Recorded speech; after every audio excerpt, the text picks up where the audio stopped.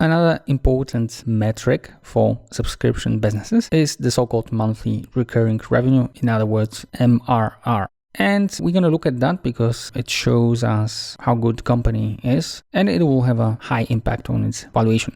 So let's start with a short definition. As we said, you can use the shortcut MRR or monthly recurring revenues. And in this group, we will have revenues that a business can count on receiving on a monthly basis for the next few months. This means that you should exclude revenues that are not repetitive recurring, in other words, the one-offs. MRR is considered to be great both by the managers and investors because this is, in a sense, a predictable revenue. So if you look at the MRR, it can be pretty good in forecasting the revenues of the company in the next period. You usually calculate it in the following manner. You would look at average revenue per one customer and then number of customers. As we said here, you should exclude the one-offs. So you only take into account repetitive revenues that are linked to the contracts you have signed with the customers. So let's have a look at a short example. If you have 100 customers and every customer is paying you 20 on a monthly basis, it will mean that your monthly recurring revenue is equal to 2 million. It is important to point out that in some cases, companies, instead of looking at customers, they would look at so-called accounts. So within one account, you can actually have many users, or you can actually look at the so-called users or seats.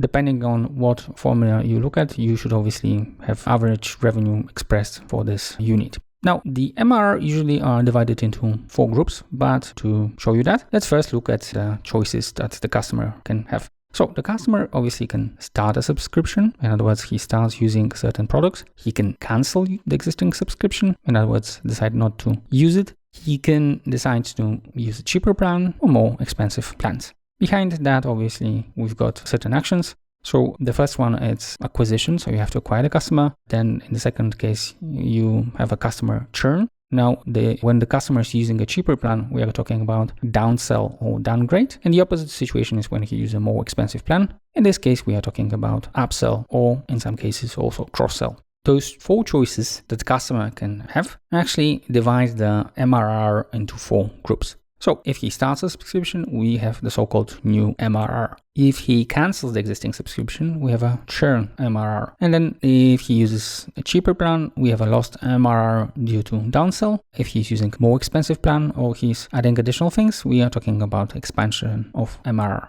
Now, in the case of churn MRR, we will be also using the name lost MRR due to customer churn. Now, let's have a look at a few examples to see how you calculate that. So let's imagine that we are going back to our example where we had 100 customers and every customer was paying on a monthly basis $20. In other words, we had 2 million of MRR this month. Next month, we have lost 10,000 customers and therefore our MRR went down from 2 million to 1.8 million. In other words, we lost 0.2 million. Since the loss was caused by loss of customers, there was no change in the revenues, then this is lost MRR due to the customer churn. Now let's look at a second example. In this example, the starting point is the same. So we have a 2 million MRR, but this time around what happens is we don't lose any customers. However, some of them decide to use a cheaper plan and therefore the average revenue is going down from 20 to 15. Therefore, our monthly recurring revenue is going down from 2 million to 1.5.